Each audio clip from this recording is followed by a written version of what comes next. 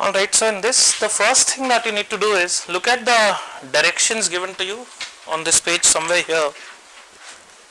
These directions are always fixed. So what we need to do will clearly depend on these directions. Let's see. When you say discuss how well reasoned you find this argument, we'll try to understand every word here. Well reasoned means what exactly? Line of reasoning exactly is what? Use of evidence is what?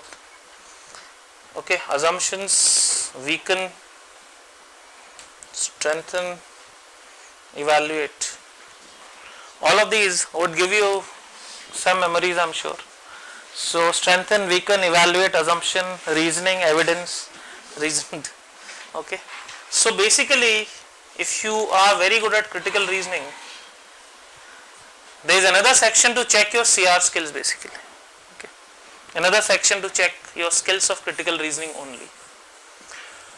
Is your writing skill important in this case, or is your reasoning skill important? So the GMAT says it really checks reasoning much more than writing.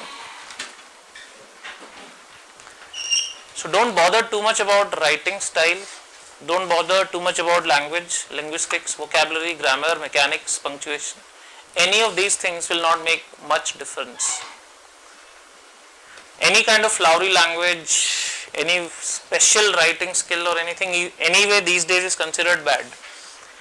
If you use any flowery kind of language, it's considered bad in all possible forms, not just in business, everywhere. So be very straightforward, write with punch, but write very straightforward language.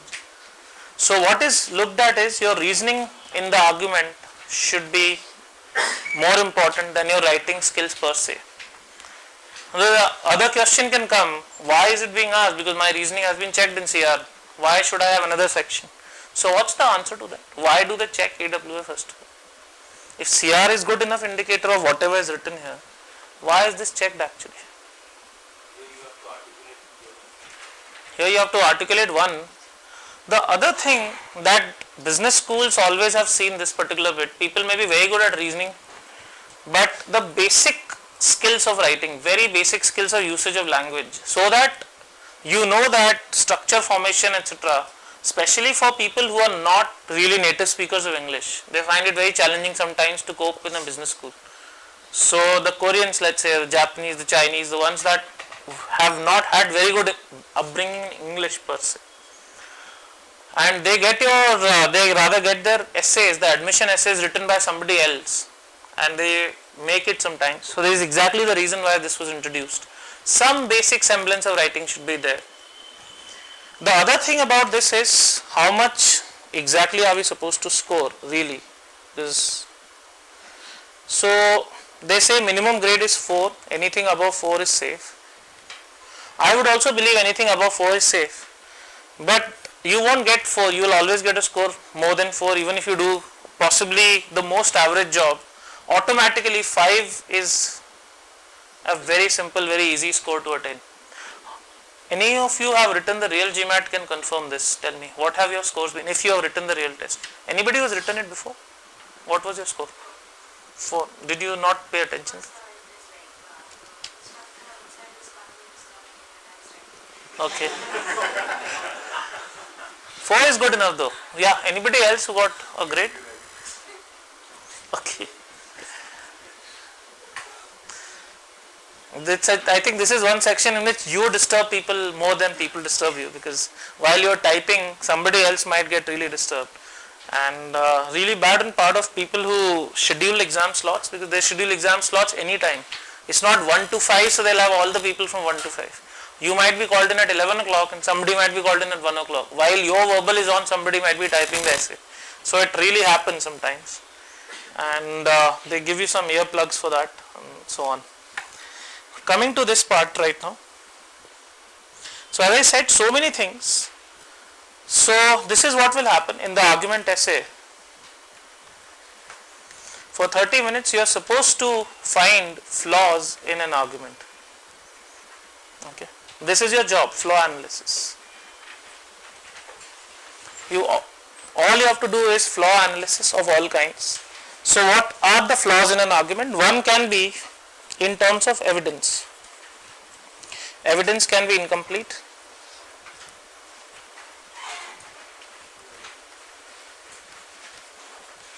That means facts are not enough to draw the conclusion.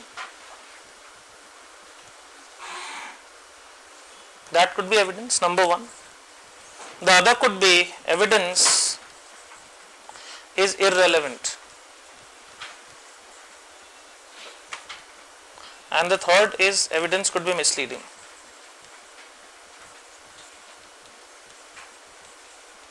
The way I am telling you, write it this way, you will ensure a grade of 6 very, very easily.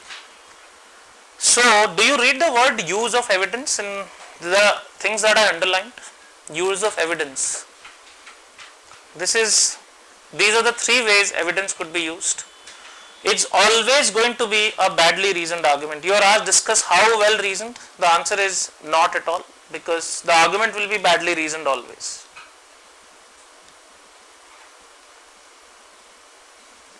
In a well reasoned argument, you cannot make any kind of change. So 2 plus 2 is called a well reasoned argument. 2 plus 2 equal to 4 is a well reasoned argument. Nobody can criticize this particular thing or something like that. Nobody can find fault. That's not what it is. So the argument will always be badly reasoned. So let's see one by one what all is given to you. First thing is discuss how well reasoned. The argument will always be badly reasoned. How is an argument badly reasoned?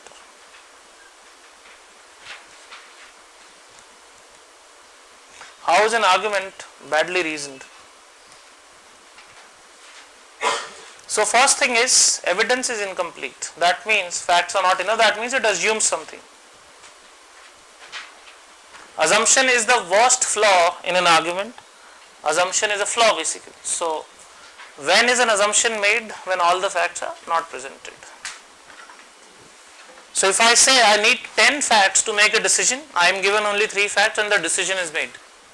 If you remember in assumption, exactly this is what we used to do. In evaluate the argument we used to do the same thing. In weaken, strengthen we do the same thing. In flaw we do the same.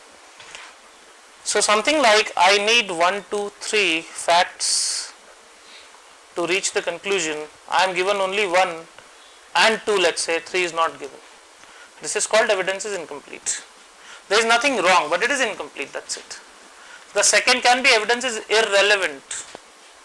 We are given the government should invest in city roads and the example given is of rural roads, let's say. And this kind of scope shift is very common. We have seen that so many times. So this is basically a problem of scope shift. So many times you will see in every argument on flaw or assumption, scope shift happens again and again. It could be a bad sample, it could be anything, but irrelevant argument. We have seen in flaw, if you remember in CR, some questions that some people who were given a surgery for first, they were good people, let's say. So this argument is irrelevant because they cannot go out and then we say they committed fewer crimes because of the surgery. So many ways. And the third could be evidence is misleading. Let's say facts are talking about numbers and the conclusion is talking about percentage. His salary went up, his friend's salary went up by a higher number. So his friend got a bigger percentage hike. This kind of a thing. Misleading evidence. So when you say use of evidence, this is exactly what the meaning is. If the evidence is incomplete, there is surely an assumption. If the evidence is irrelevant, it's a flaw. If the evidence is misleading, it's definitely a flaw. So these are the basic things. Because we are doing after all a flaw analysis, this is the first thing. What is the meaning of the next word? Line of reasoning. If you remember this diagram, this is called line of reasoning. How facts give out the conclusion. This is called line of reasoning. This is the meaning. So the line of reasoning is in one answer, one word, it's always faulty. Always, simple. This is the answer. So if you are asked, let's see first, discuss how well reasoned you find this argument. The correct answer is the argument is badly reasoned, straight. In your discussion, be sure to analyze the line of reasoning. The answer is always faulty. So you will have to write the line of reasoning is faulty. Use of evidence, you will have to say whether it is limited, whether it is misleading, or it is irrelevant, or both, or all three. All of these can be possible. You need to understand what assumptions are there. So you have to point out every assumption that is possible. Because it's a practical real life example, assumption will not be so difficult as it is in CR. In fact, assumptions will be very easy in this case. Because it's a real life example usually. So all the assumptions you can mention. How do you weaken this argument? You have to write that by extra information that you can think about. How to strengthen the argument? We'll have to think about that, and how to evaluate the argument. All this has to be discussed clearly. Everything is related to critical reasoning. If you look at all of that is this. Questionable assumptions, alternative explanations or counter examples might weaken the conclusion. Can also discuss what sort of evidence would strengthen or refute the argument. Refute is the same as weaken, so I can write refute here itself. What will make it more logically sound? Logically sound is the same as strengthen.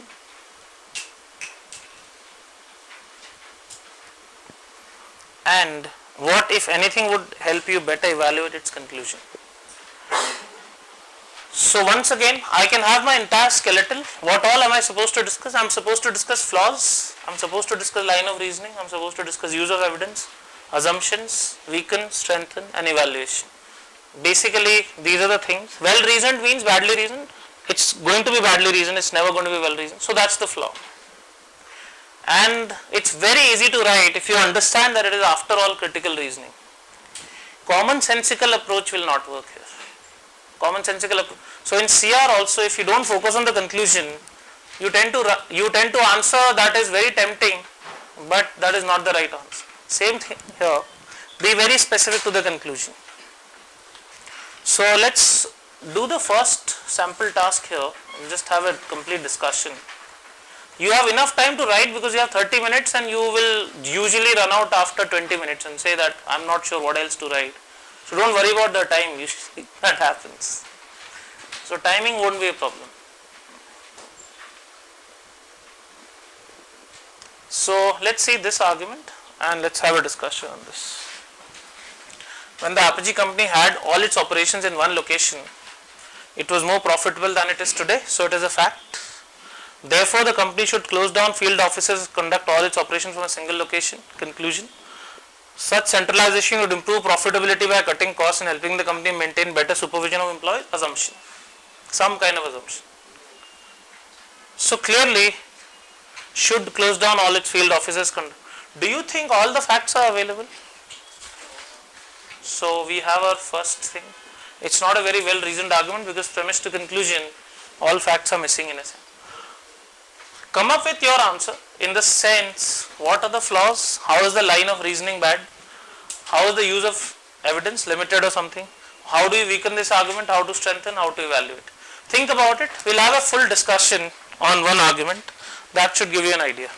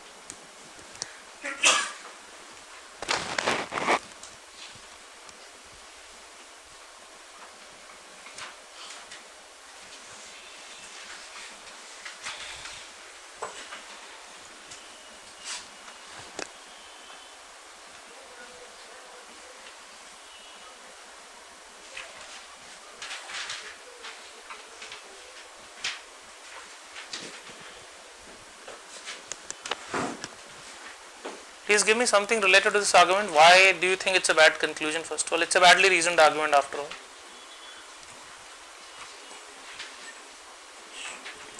So tell me, why is it badly?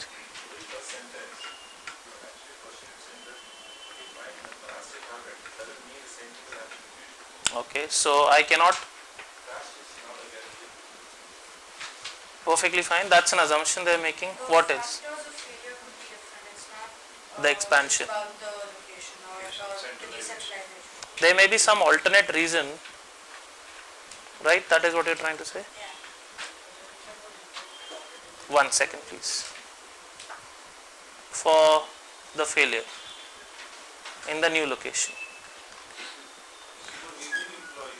So one by one, sorry. Yeah. Supervising employees closely can lead to a bad work ethic. So basically that's also a flawed assumption, that all the employees at one place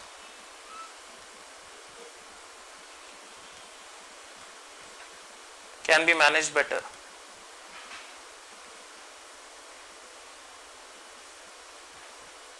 In fact, this is not correct mostly. HR theory tells divide people in smaller teams. That's what HR tells. So usually it's not a very good idea to have a very big team at one place. And that's why companies don't have all the offices at one place. It's for many other reasons as well. Basically, whether it is cheaper to actually have, all operations in one place, reservists, spread out. Very important, because they are talking about profitability. So cheaper versus more costly. Maybe the headquarters is at a location that is very, very expensive to expand, and getting everyone today to that place may be very difficult. In the past, maybe it was very easy. The company had maybe very few employees. Now the employees are too many number. Getting them to accommodate at one place may be in fact more costly and may reduce profits. Quite possible. We can go about saying more about your external factors that can affect. Totally, we can. That will be in the weakened part of it. So which all? Let's say for example.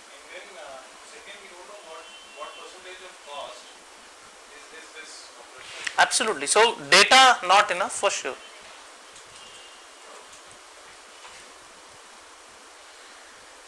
There is no question about it. Not enough data for sure. I mean, if you say on the basis of one fact that it was earlier more profitable, a company could really take a decision. I'm sure this is totally not there. This would mean tons of data for a consulting company first to even say yes, no, or to even start the work. So not possible. Anything else? We don't know the revenues, whether the revenues have gone up. Data not enough in a lot of ways. Cost. So there's so many things that can be there. Anything else? Give me more basic idea now. You were saying? I was saying more about external factors, like we were talking about costs probably being high, so it could probably go on the basis of finding the right sort of labor, or maybe that was an issue, or Okay. try and go on to the nitty-gritty of how a company was probably done, try weakening it through that. So many factors can come in. The moment you talk about weakening, you can bring in whatever you want, because weakening is always with if true. If true means new information. And new information you can introduce whatever you want. Yes, please. Anything else? Some more flaw in this? Something else? We're not sure if we can actually work with the central government. Sorry, we are not sure. Line of business, we're not sure. Yeah, so you don't know what all. So you don't know costs. You don't know revenue. You don't know percentage profit. You don't know what the company does. Because a company with centralization may completely come to a standstill if it is a retail kind of company. But it also depends. If it's an internet driven company, maybe from one location it can work. So it's important what it does, what is its reach, is it global or local or city or what it is, etc. Any other thing? Losing the field offices is a loss. Yes, you may lose customers, you may lose revenue, you may lose profits, you may lose talent, you may lose your logistical advantage, anything, you may lose many reasons. Maybe in the past there was no competition for what products it was manufactured. Totally. So past cannot predict the future. Maybe in the past there was no competition. Future there will, right now there is intense competition. So it makes no sense to come back to the original location. There can be so many more reasons. Any other thing? Maybe there will be one or two centers which are causing this problem. So instead of concentrating on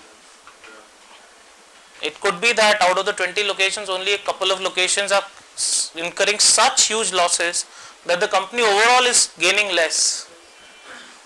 So maybe 18 offices are doing very well, only 2 are doing badly, and so badly that they are bleeding totally. the first sentence is that the company might be working in a particular area quite possible, new product line, new anything, new market, new geography.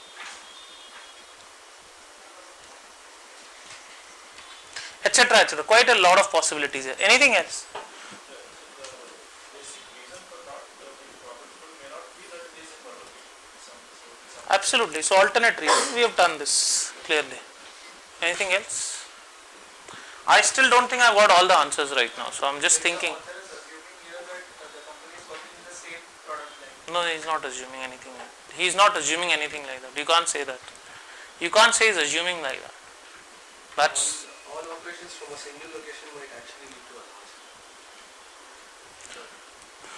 that's not necessary once again. So you have to actually say why they may lead to loss. So these are the reasons we're anyway talking about. Any other thing? Any other thing? Okay, so let's see, our structure is very straightforward. We'll talk about the flaws first. There are 3 flaws in this argument. One is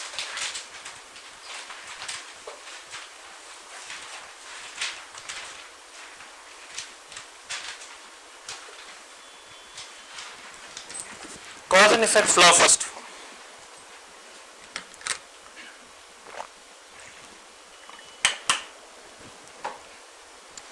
When it comes to formalizing your logic, these small things are very important. If I say, if A happened before B, does it imply that, or does it not imply that A caused B? If A happened before B, does it mean A caused B necessarily? By no logic this. But right now this is what the author is trying to imply, that okay, the company expanded first and the profitability went down later. This happened first, this happened as the second event. It does not mean A caused B. Expansion may have no role in lower profitability. There may be some more reasons, but not expansion per se. There may be so many other reasons. Is this is this clear first of all? There may be. So this is what, when you say A caused B, you can always come back with C may have caused B, and this C can be 100 reasons. So many of you were talking about alternate logic. This is the alternate logic. Now let's say, I'll just try to give you a list of logic according to me, and then you can actually add to this. Suppose in the new location, the company has absolutely new product line, and people don't know the new product at all of the company. Maybe people in some country identify GE with bulbs only, and GE Finance goes there, GE Capital goes there. People don't identify GE with capital, let's say, in some country. It's a big problem that can be there. So maybe advertising costs are exceptionally high in the new country. Maybe the government is very hostile to the company. You might say the government is hostile, how is this possible? People may be very hostile. Does it happen practically or not? Please tell me an example. People or government are hostile. Sorry? US government is hostile to Samsung. You've been reading a lot of late. Okay, could you really say that? But okay, I get it. Yeah. Sunny, when you're talking about such examples, right? So when we are writing it, do you think it's preferable to probably lay out such examples? I'll tell you how to write it. I'll tell you how to write it. So what not to write, what to write, I'll come to that surely. Okay, so as she's raised the point, when you say don't write the word General Electric, you can just say conglomerate with several product portfolios going to some other country. Don't write the name of the company. That's it. Everything else is possible. Okay. So 2 or 3 things that have to be avoided. One, you have to avoid the word I. In an argument, never even think about writing I feel, I agree, I disagree, I believe.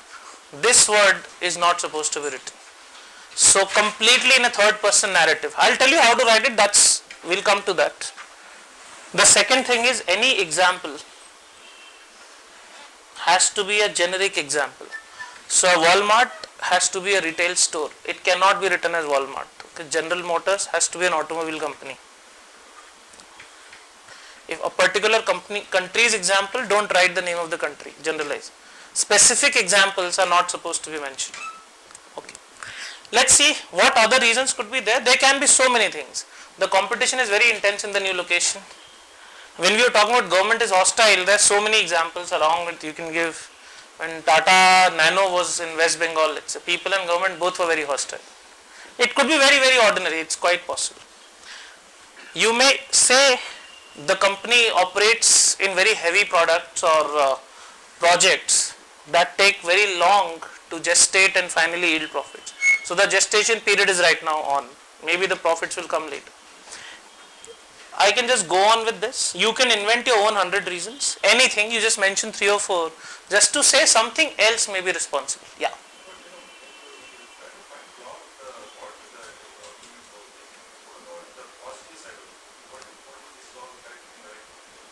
What if we'll come to the strength and bit then. When you're finding flaws, you can't think about the correctness of flaws. We are given that choice in the strength part. We'll come to that. We are right now saying it's a bad decision. Then we'll try to say it's a good decision also. Let's see. So there can be so many reasons why the company does not do well in the new location. It has nothing to do with the fact that expansion is the reason. I can give something else is the reason. So that is cause effect flaw. Analogy flaw you've already mentioned. What happened in the past may not happen in the future is analogy. They are assuming that the business landscape will remain the same when the company comes back to the central location. So what may change? Can you give me an example? What may change from previous time to this time? This time. Competition may change completely. Prices of land may change. Product line may change. Inflation may change. Sorry? The nature of business may not be amenable. Yes, absolutely right. Yeah. Rules, regulations may change completely. So anything. So analogy does not fit in. That is why analogy flaw. The author assumes that the business landscape generally remains the same in the previous and the new situations. The number percentage flaw nobody pointed out. So I will give you some time. Where is the number percentage flaw in this argument?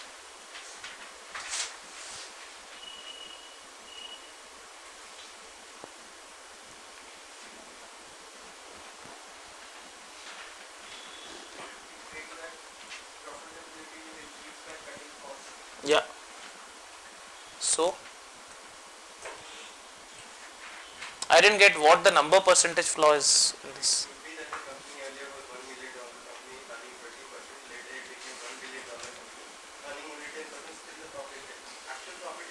Perfect.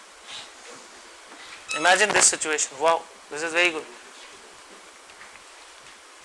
Suppose in the central location the company was $1 million revenue and 20% profitability. Profit is different. Profitability is different, and the word profit is not used in this argument at all. Profitable and profitability.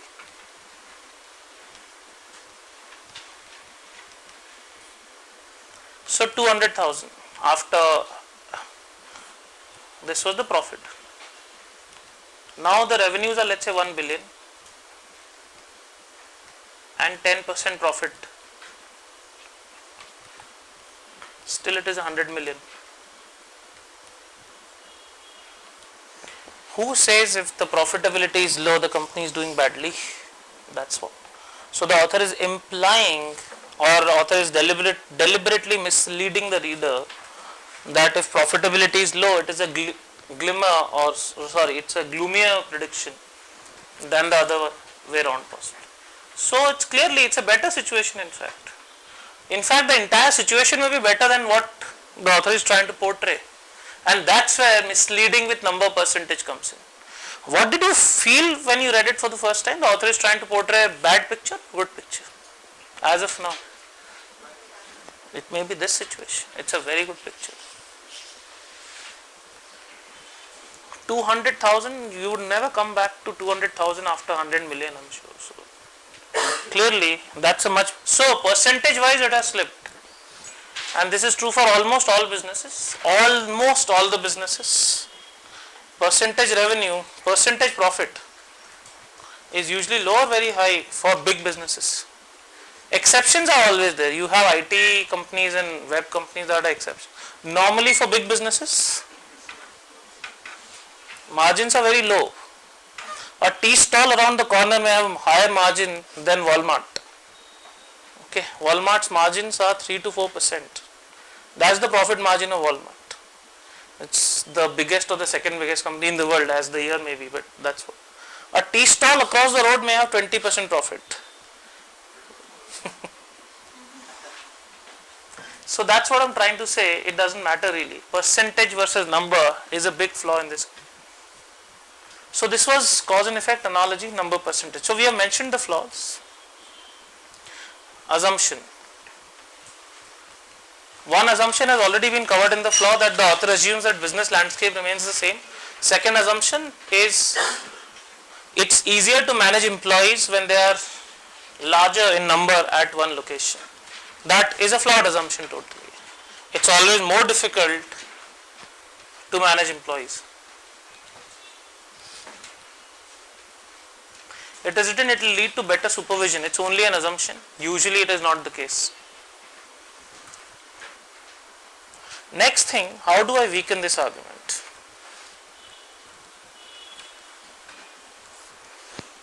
To weaken the argument, you have to first think, why does a company usually expand?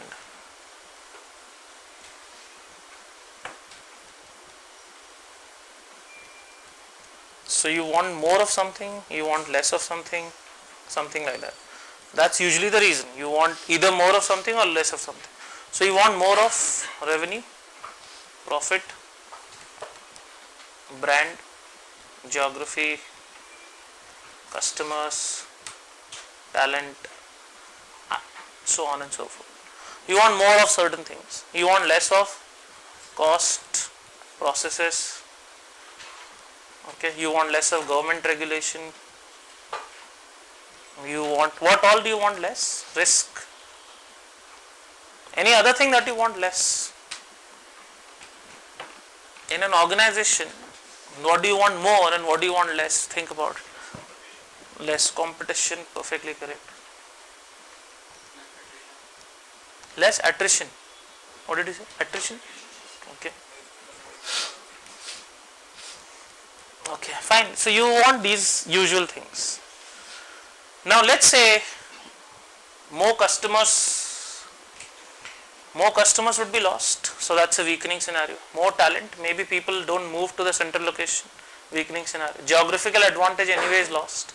Brand is definitely lost. Profits and revenues may also be lost. So all of these will become major reasons for the company not to think so. Cost. If a company went to China to set up a factory at low cost, definitely that cost advantage would go, or maybe the earlier BPO advantage in India, that would go. So something like that. You don't want too many processes, that is why you outsource. So that may go. You don't want too much government regulation, that's why you go to other countries. Quite a lot of possibility. In fact, Mittal Steel earlier, that has expanded to so many countries because of the reason that a lot of governments just do not let them survive, and a lot of governments are very welcoming. So it opens a lot of places just because very little government intervention is there. You don't want to suffer risk because of one market or because of one calamity or something. So you would broad base your risk, called hedging. Competition. So you go to blue ocean markets, newer markets where very little competition exists, all this normal. Attrition, I don't know, I didn't think of it, but yeah, could be a reason. But because of attrition or low attrition, I don't think expansion decisions are usually taken. I'm not sure though. Do you take expansion decision, let's go to this country because people leave this less often? I don't know, but could be possible. It's a possibility. The other reasons rather to expand could be mergers and acquisitions, could be cultural, and could be completely new products or services. The company wants to do certain things that it feels will not really survive or thrive in the existing markets, all of these will also go. So you can always say so many things will be to its disadvantage. Whatever the plus of an expansion that could have accrued to the company would be lost. Now comes the more challenging part. How do you strengthen this argument? So far you've been criticizing the decision. It's a bad decision. It should not centralize. Now you will have to say it's a good decision. So how is it a good decision suddenly? How could this prove to be a good decision? Centralize. Negative things turn out to be good for them. Something else. No. That's not the way business thinks. Please think business also at the same time. All the cost will come from one place, not all the places.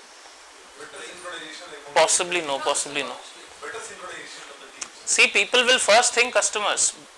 If you say that better synchronization, but everything has to hinge around the first idea that you don't want to lose customers. Major market share, which is in one area you were talking about. Operational efficiency and experience. All that is fine, but it is take a business decision. Don't take only a lopsided one thing. Launching a product which has a lot of demand in that area. I agree, but people will not say that close every other office.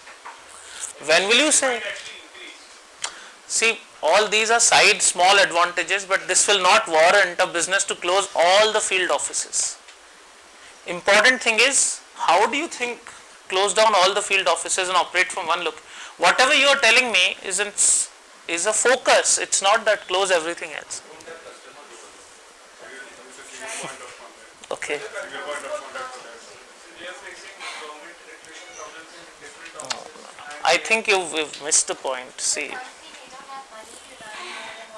you still will usually want to sustain, because so I'm saying it's a good decision and you're not giving me the answer. Let's say the company does not, because of the nature of business, it's in fact a bad idea to have many offices. Let's say, suppose it's a company that is into e-book publishing. It can operate from one location, it can sell books online, that's it. So think about something like this that warrants only one location and still it's quite possible. Or a company that sells very rare products, rarely bought products. What could be the rare products, as in what is really rarely bought? Sorry? One set of fire extinguisher for a company. Is that a very rarely bought product? That you will need one office? No, think about something more rare. Antiquities. Something else. You're not thinking as rare still. Diamonds. Us Indians, I think. Not really correct. Something else. Think about products that are very rarely purchased and that don't need any marketing. Sorry? Automobiles or aviation related products or something. Something even more rarely purchased. So you can actually heighten it to the level that you need not have even one extra office.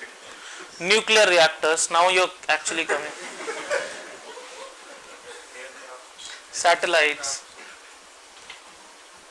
fighter planes, etc. Fighter planes would still be purchased. Now imagine this, a company that makes products that are so rare does not need field offices, because only governments will order all this. They will know where to order, when to order. So this, if you say that one particular region is making losses, so stop it, that's not the way business decisions will be usually taken. So it may be a very sensible idea for the company to operate from one location if it is in products or services such as these. On the other hand, take the other extreme. If it's a food chain like McDonald's or Walmart, retail, you can't even think of operating from one location. So it's completely illogical. Completely illogical. So it could be strengthened if the product or service is offered so that you don't need any field offices. Absolute. That means it's a plus for the business to do so. Yes, please.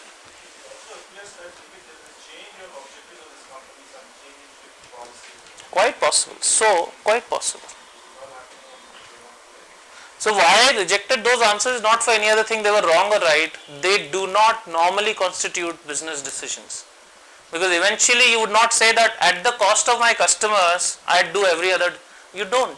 In this case you're not losing your customers. So that's the reason why those answers did not merit as much attention. Let's see, how do you evaluate this option? Evaluate means, as of now I don't have much enough information. I don't have enough information. I need more information. So if you have to ask only, let's say, 5 questions about this company, what information would you want to know so that you can say, according to you, it's a good or a bad idea? That is what evaluation was. What would you want to know if you want to know a few things? Nature of business for sure. Nature and reach of the business, or global or local or something. What else would you want to know? Actual numbers, basically. What would be the 3 or 4 most critical things that you want to know before you can say it's a good or a bad idea? So talent could be a reason, actual values, numbers could be a reason, so many things. Nature of business is something that told us it's in strengthening the argument we use this as the biggest prop. So nature of business is very important, the reach of business. Why reach is important? Suppose it has 5 offices in 5 continents versus 5 offices within 5 kilometers radius.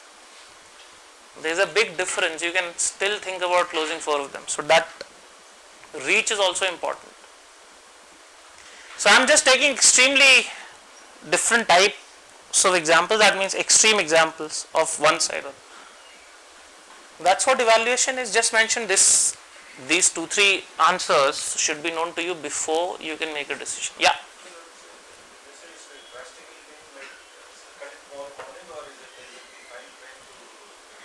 You don't need to comment on that thing because that is beyond the argument once again. I agree. I mean, that could be, when you sit in a boardroom, you don't discuss this way anything.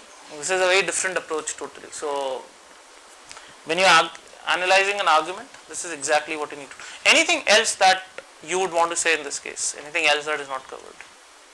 Now how to write, because I have just given you a perspective, but how do you write it? Just make sure you cover flaws, assumptions, weaken, strengthen and evaluate in the same order. That's it. You may write 5 paragraphs, 80 words each at least, 80 to 100 words in the same order. So write flaws, then assumptions, then weaken, then strengthen and then evaluate. Do not write one para of 200 words and another para of 30-40 words. That will not look very good. So 4 to 5 well written 80 to 100 word paragraph should do. Okay, the word I is not required here. I will tell you why it is not required, and the second thing is specifics are not required. Beyond that, I don't think there is any major thing in this. Just make sure you don't write short forms, jargons, all that is given to you. Yeah. Can we use you as in cannot do this or one would not do this? One. Don't say the word you in this case. So the writing has to be third person writing. First and second person writing, we, I, you, all these 3 words in fact you can eliminate. Why is it like this? Let's see. You are not giving your opinion here, you are telling a logical critique. What is the difference?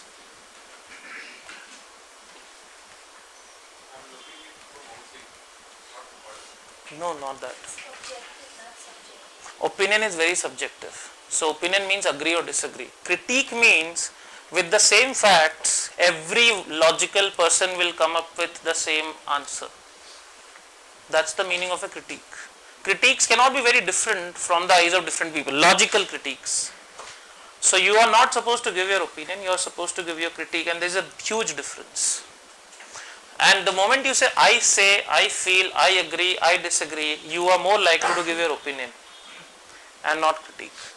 So let's say how to start an argument. I'll give you a sample PDF in which you can see hundreds of answers, but let's say the author of this passage has made 3 serious errors of reasoning. You can say 1, he mistakes coincidence for a cause, something like that. Second, he assumes a lot of things or he believes certain things. Third, number versus percentage jugglery, or he misleads by use. Simple. And then you can mention what all the problems are. I have not mentioned anything like I am doing so, you are doing so, or we are doing so, nothing like that. So logically, if you logically solve a CR question, you should reach the same answer. Same here, if you logically write, your answer should not be very different from somebody else's answer. If in an opinion answer, it's not a debate at all, so these words don't qualify. In fact, the E-rater in your exam, in the argument essay, checks the number of times you write I, we and you. Each time it will deduct some marks, each time. And usually it is the E-rater that checks it first. If the grade is lower than 4, then only a human rater checks. That's the reality. Human rater usually doesn't check it. If you get a grade of 4, nobody checks your essay after that. If it's really less than 4, then the human rater will check and confirm it should be less than 4. Above 4, it's something that it doesn't check really. So certain ways, and it is programmed very well and can actually find out your patterns and so on. It can be programmed pretty well, so that's what it is. Your essays are never read by experts, that is another thing. So usually they are read by high school graduates. So their reason for this is that these people are the ones who are unbiased about a particular subject. So someone who works for a company in a Fortune 500 will have a different view of this idea. Someone who has just graduated from high school will just see the objective part of it. This is what they feel. That simply means you don't have to write a stronger essay, you have to write a longer essay.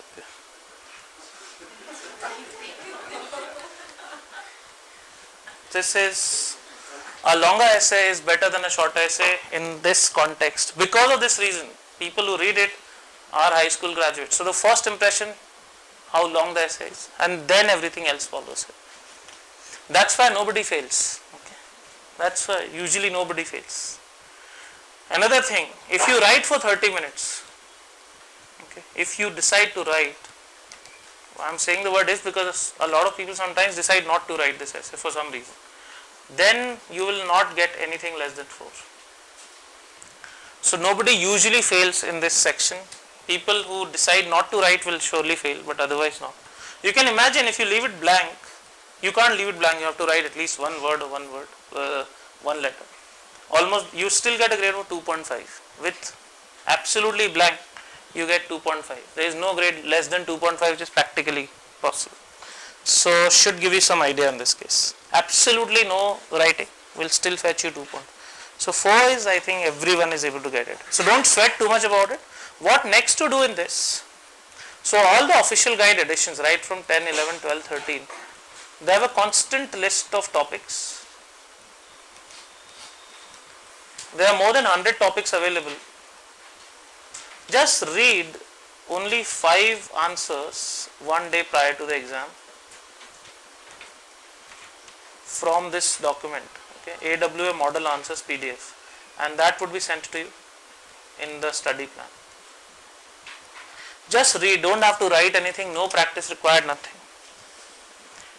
There is a document I'll send you, AWA model answers on this.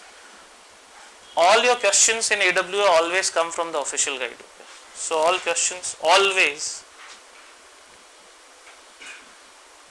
from OG. If this were true for quant or verbal, I think we wish, but yeah. But all the answers, all the questions come from official guide. So there is a huge probability that you've read a topic beforehand. Don't waste time, no matter, even if you write it right now, you will get a grade higher than 4. You decide to type for 30 minutes, that's it. Okay, don't worry anything. You just read this and read the document that I'll send you soon. So that is about the AWA part. The remaining part, integrated reasoning, if you have read the recent reports and recent B schools reaction, all the B schools are saying that this year they will not even consider it, most probably. Have you checked that? I'm sure this is circulating. So most of the times it's kind of, because Stanford, Harvard and Wharton, all these schools have come out and said that they would not check integrated reasoning scores. Assuming other schools will also believe so, still, so what I will suggest is, I have put up this video on YouTube. If you want, you can actually watch it. If you have seen, I will send you the link. You can just watch it there, or if you want, you can come for the session tomorrow. Either, it's totally fine, because the same session I am going to have here. If you don't want to pay attention right now to this section, you can do it later. Anytime the same video has been put up, exactly the same video as we do the class here. So anytime you will be sent the link plus the material along with it. Material hard copy you should check right now also, you can just take it. I have seen a couple of things about this section also. A grade of 5 I am sure is very good, and 5 should be obtainable by everyone. Once again, it's not difficult at all. This integrated reasoning section essentially is checking your reading skills. So I am very surprised why the grade comes later, because it's a straightforward right wrong situation, but the grade still comes later for this. Maybe they still check how you've answered or what, because it's pretty objective in nature though, but the grade will come later for this. I still would say you should not take it lightly, because if there are certain schools that look at your score, maybe, I don't know, some schools have very clearly said this. So you may decide to come for the session tomorrow, you may not decide to come for the session, totally right now up to you, but the same session is available as a free video on YouTube also. I am sure some of you may have seen it also, that there is this same thing. So tomorrow we'll do integrated reasoning for the people who come here though, that should be it. So I'll end it here and we'll continue it tomorrow in case you want to attend it tomorrow. Alright? Sure. That's what study plan will tell you. So I'm sending a study plan mail that will tell you what to do next clearly. Yes, please.